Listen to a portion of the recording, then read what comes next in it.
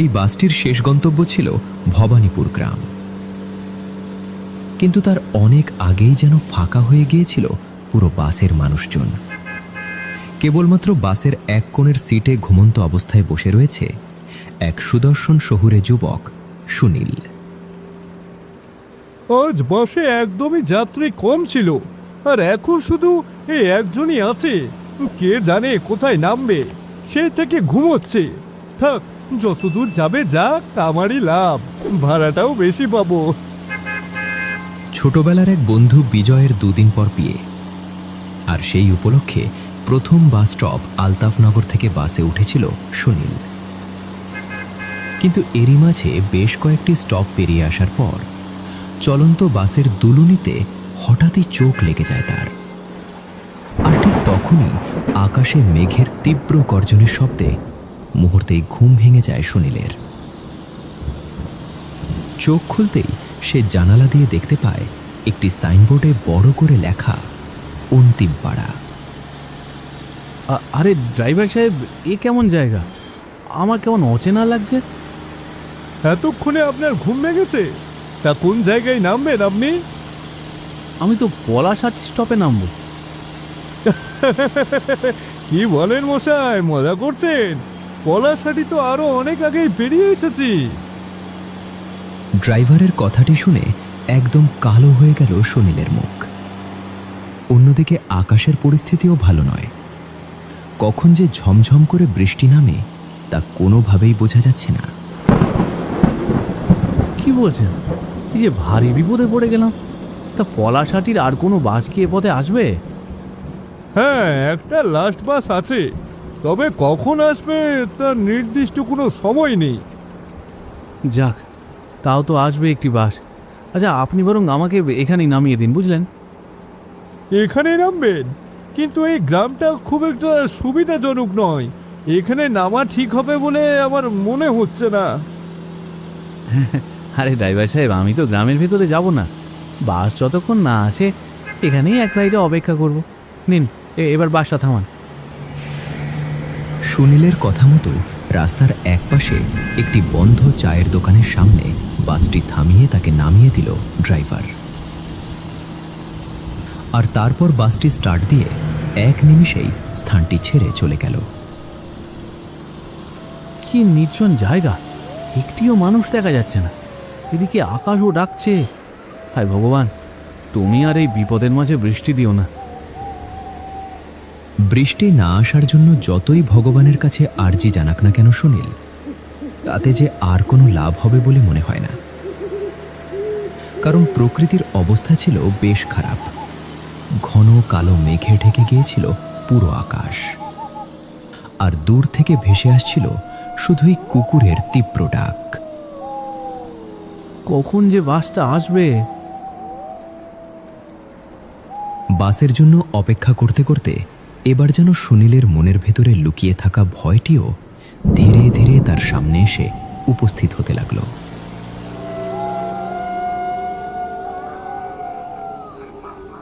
হ্যাঁ, ঠিক সেই মুহূর্তেই আকাশে ঘন মেঘের প্রচণ্ড গর্জনের সঙ্গে সঙ্গে ঝমঝমিয়ে নেমে এলো মুষলধারে বৃষ্টি।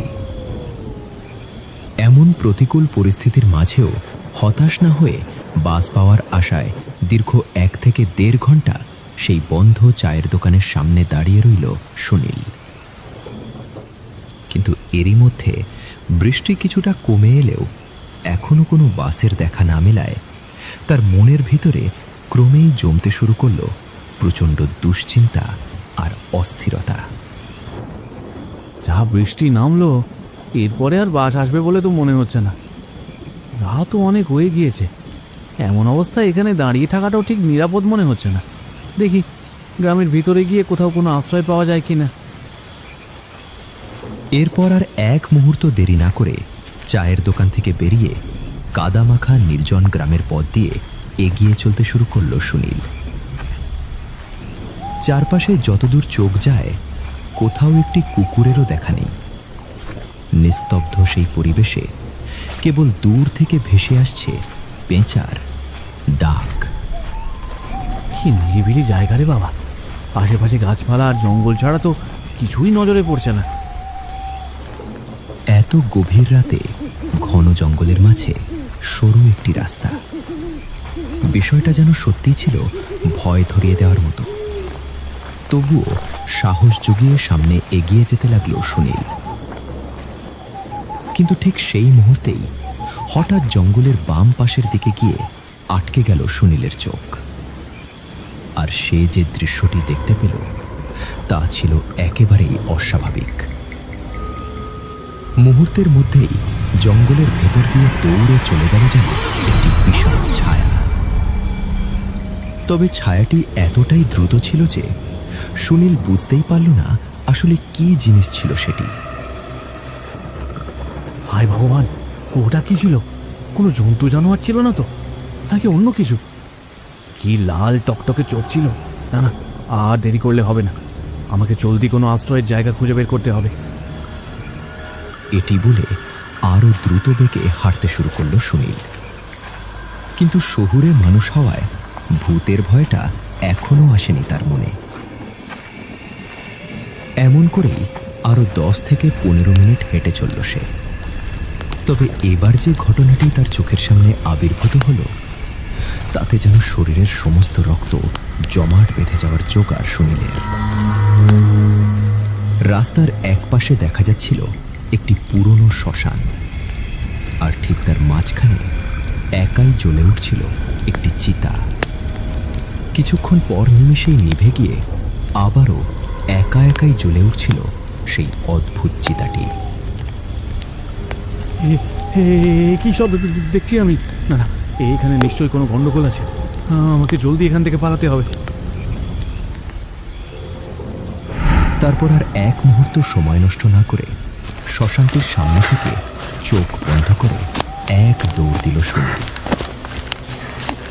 অন্ধকার কাদামাখা পথের মধ্যে দিয়ে দৌড়ে কোথায় যে যাচ্ছে সেটি যেন নিজেও জানত না। আর এভাবে বেশ কিছুক্ষণ দৌড়ানোর পরে সে এসে পৌঁছালো এক বিশাল হাটের মাঝে। কিন্তু অদ্ভুত বিষয় হলো, পুরো হাট জুড়ে এত দোকান থাকা সত্ত্বেও ছিল না কোনো ক্রেতা। শুধু এক কোণে দাঁড়িয়েছিল নিশ্চুপভাবে এক ভ্যানওয়ালা। হায় ভগবান, আবার আমি কোন অদ্ভুত জায়গায় এসে পৌঁছালাম! এত রাতে একটা হাট, তা আবার এত দোকানপাট, কিন্তু নেই কোনো খরিদ্দার। ভগবান ভগবান, তো তুমি আমাকে রক্ষা করো, রক্ষা করো তুমি। কি ব্যাপার? দেখে তো মনে হচ্ছে শহরে। তা কোথায় যাবেন বাবু? আমি আপনাকে সব বলছি। আমি একটি বাসে করে বন্ধুর বাড়িতে যাচ্ছিলাম, কিন্তু বাসে ওঠার পর চোখে ঘুম লেগে গিয়েছিল, তাই বুঝতেই পারিনি কখন যে নিজের গন্তব্য পেরিয়ে এই অচেনা গ্রামে এসে পড়েছি। তারপর অনেকক্ষণ অপেক্ষা করেও আর কোনো বাস পেলাম না। নিরুপায় হয়ে এখন এই গভীর রাতে একটা নিরাপদ আশ্রয়ের খোঁজ করছি। ও আচ্ছা আচ্ছা, তাহলে এই বিষয়। ঠিক আছে, জলদি জলদি ভ্যানে উঠে পড়ুন, আমি আপনাকে নিরাপদ একটি স্থানে পৌঁছে দেব। এ কথা শুনতেই যেন এক প্রকার স্বস্তির নিঃশ্বাস ফেলল সুনীল। আর এক মুহূর্ত দেরি না করে তড়িঘড়ি করে ভ্যানে উঠে পড়ল সে। কিন্তু এত রাতে এক অচেনা ভ্যানওয়ালা তাকে ঠিক কোথায় নিয়ে যাবে? জায়গাটি আদৌ নিরাপদ হবে তো? এমন হাজারো প্রশ্ন যেন ঘুরপাক খেতে লাগলো তার মনে। আচ্ছা কাকু, তুমি আমায় ঠিক কোথায় নিয়ে যাচ্ছ তা তো বললে না। আহা, আমি তো বললাম আপনাকে একটি নিরাপদ জায়গায় নিয়ে যাচ্ছি। এত প্রশ্ন না করে চুপচাপ বসে থাকুন তো। ভ্যানওয়ালার এত গম্ভীর ও অদ্ভুত কথাবার্তা শুনে এবার যেন আর কিছুতেই চুপ থাকতে পারল না সুনীল। এভাবে অনিশ্চিতভাবে তো আমি তোমার সঙ্গে যেতে পারবো না কাকু। শুরু থেকে এই গ্রামটা আমার কেমন যেন অদ্ভুত লাগছিল, আর এত কিছু দেখার পর তোমার এই ভ্যানে ওঠাটা একদমই ঠিক হয়নি আমার। ভ্যান থামাও, আমি এখনই নেমে যাব। আহ, এসব কি বাচ্চাদের মতো কথা বলছেন? এই গ্রাম অদ্ভুত নয়, অদ্ভুত পাশের গ্রামটা। আর সেখানে গেলে যে শুধু বিপদ, বহু বিপদ। অচেনা এই ভ্যানওয়ালাটির মুখ থেকে যে এমন কিছু শুনবে সুনীল তা যেন একদমই কল্পনা করেনি সে। পাশের গ্রামটা অদ্ভুত। এসব কি যাতা বলছো তুমি? আমি তো কিছুই বুঝতে পারছি না। না, বুঝতে পেরেছি। আপনাকে এবার পুরো ঘটনাটা বলতে হবে। আচ্ছা, শুনুন তবে। আজ থেকে ঠিক 25 বছর আগে এই গ্রামের পাশের যে গ্রামটি আছে সেটাও এক সময় জনমানবে ভরা, শান্ত আর সুখী একটি গ্রাম ছিল। চারিদিকে হাসি আনন্দে ভরপুর ছিল জায়গাটা। কিন্তু কিন্তু কি কাকু? বলতে গেলে যেন চোখে জল এসে যায় বাবু। তারপর এক ভোরবেলা গ্রামের মন্দিরের সামনে পড়ে থাকতে দেখা যায় মাঝ বয়সী এক ছেলের নিথর দেহ। ছেলেটির নাম কুমার। ও শেখ ছিল খুব সাহসী আর সৎ মনের মানুষ। কিন্তু শেষ পর্যন্ত সেই ভোরেই তার প্রাণহীন দেহটাই দেখতে হয়েছিল গ্রামের সবাইকে। আহা, কি বলছো তুমি? শুনে খুব কষ্ট লাগছে গো। কিন্তু ওই কুমারকে কে মেরেছিল সেটাই তো বললে না। না বাবু, না, ওকে কেউ মেরে ফেলেনি। ও তো মারা গিয়েছিল মহামারীতে। হ্যাঁ, আর কুমার মারা যাওয়ার আগে ওর মতো আরও বেশ কয়েকজন সে মহামারীতে বিছানায় পড়েছিল। কিন্তু প্রথম মৃত্যু সূত্রপাত হয়েছিল কুমারকে দিয়েই।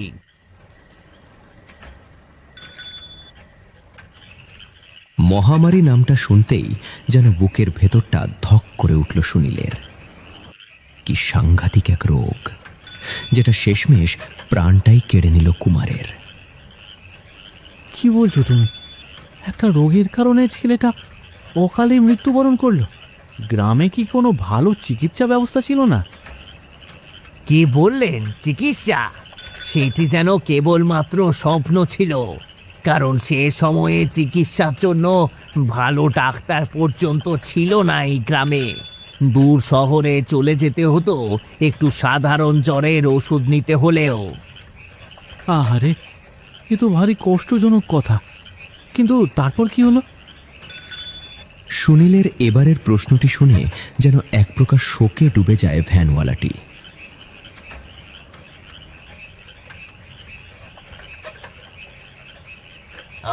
বাবু, তারপর তারপর যে একে একে পুরো গ্রামের মানুষ মারা যেতে শুরু করে। কেউ পুকুরের পাড়ের সামনে মরে পড়ে থাকতো, আবার অনেকে লাশ পাহাড়ের মতো স্তূপ করে শ্মশানে জ্বালিয়ে দেওয়া হতো। একটা মহামারী যে এতটা ভয়ঙ্কর রূপ ধারণ করতে পারে তা আমার একদম জানা ছিল না গো কাকু। তারপর তারপর শেষ পর্যন্ত গ্রামটি কি হলো? শেষ পর্যন্ত গ্রামের প্রতিটি মানুষ সেই মহামারীতে আক্রান্ত হলো। তার পুরো গ্রাম জুড়ে পড়ে রইল একের পর এক লাশ। আমার মনে আছে, হ্যাঁ, কোনো একটা গ্রাম বা শহর থেকে কেউ আসেনি তাদের শেষ দাহ কার্যটুকুও করতে। কারণ তাদের ভয় ছিল যদি তাদেরও সেই মহামারী রোগ আক্রমণ করে। শেষমেশ পুরো গ্রাম পরিণত হয় মৃতপুরী গ্রামে। পুরো ঘটনাটি শোনার পরে আর নিজেকে সামলে রাখতে পারল না সুনীল। চোখের কোণে টকবক করে জমতে লাগলো জল। কি এক সাংঘাতিক ঘটনা! মৃত্যুর পরেও যে তাদের দাহ করতে কেউ আসেনি, এর থেকে জীবনে আর কষ্টের কি হতে পারে? এই ছিল পুরো ঘটনা, বুঝলেন তো বাবু। আর আমরা প্রায় মন্দিরের কাছে চলে এসেছি। কিন্তু আমরা মন্দিরে যাচ্ছি কেন? কারণ এই মন্দির ছাড়া এই গ্রামের মধ্যে আর কোনো নিরাপদ স্থান নেই। এখন আপনাকে সেখানে পৌঁছে দিতে পারলেই আমার দায়িত্ব শেষ হবে। কিন্তু এখানেই শেষ হল না সুনীলের নিরাপদ কোনো স্থানে আশ্রয় পাওয়ার যাত্রা। কারণ ঠিক সেই মুহূর্তেই হঠাৎ ঘটে গেল আরও এক ভয়ঙ্কর অস্বাভাবিক ঘটনা। ভ্যানটির সামনে চারদিক থেকে ভিড় জমাতে শুরু করল অসংখ্য মৃত আত্মা। ভয়ঙ্কর নরকঙ্কাল আর মানুষ খেকো পশুর মতো দেখতে দানবগুলো ধীরে ধীরে তাদের দুহাত সামনে বাড়িয়ে এগিয়ে আসতে লাগলো ভ্যানটির দিকে। ও কাকু, এরা কারা? কেন আমাদের দিকে এইভাবে আসছে? হাই হাই, সর্বনাশ হয়ে গেল বাবু, সর্বনাশ। আমি ভেবেছিলাম এরা আসার আগেই আপনাকে নিরাপদে মন্দিরে পৌঁছে দিতে পারবো, কিন্তু এখন বুঝতে পারছি আপনাকে সব কিছু সত্যি বলার সময় এসে গিয়েছে। কিসের সত্যি? কি বলছো এসব? একটু একটু পরিষ্কার করে বলো।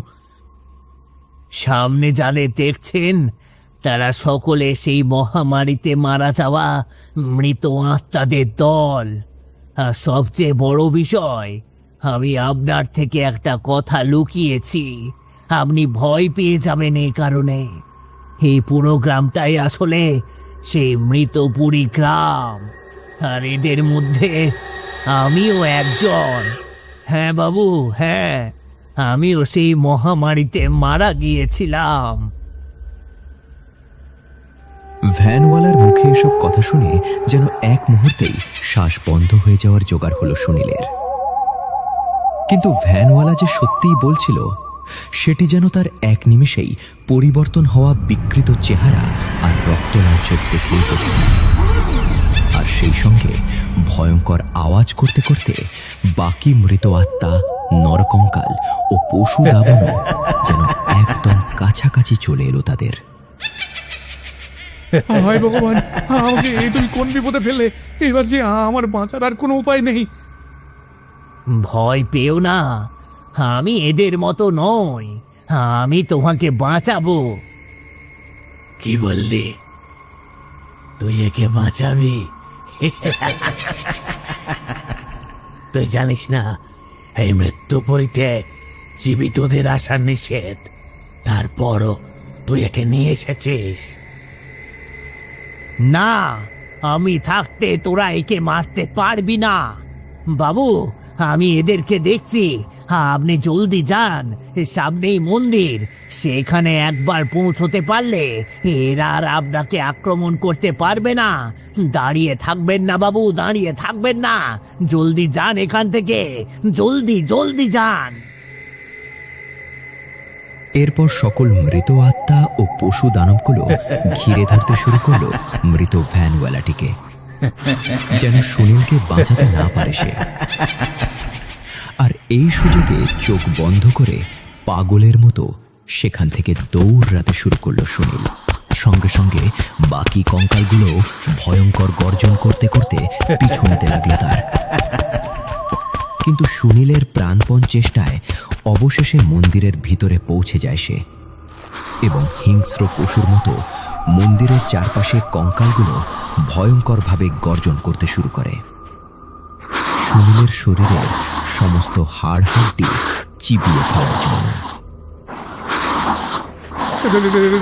রাম রাম রাম রাম রাম রাম রাম রাম রাম।